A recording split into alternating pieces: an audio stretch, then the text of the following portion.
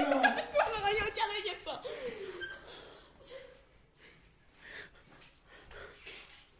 Narovnej se, ale to nejde.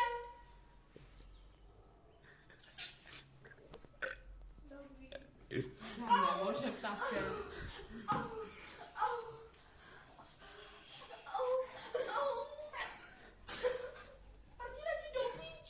Jo, ale nesmíte si ty mrtkové, abych vyprsená cípla rakovinu. Hej, David, hubu. Martina. Martin. A kdy to má natažený? A to je jaký sval? Já nevím, co tam má natažený, něco tam má natáhlý. A jak to víš, to má natáhnout? Ona to říkala doktorka. Ona byla u doktorky.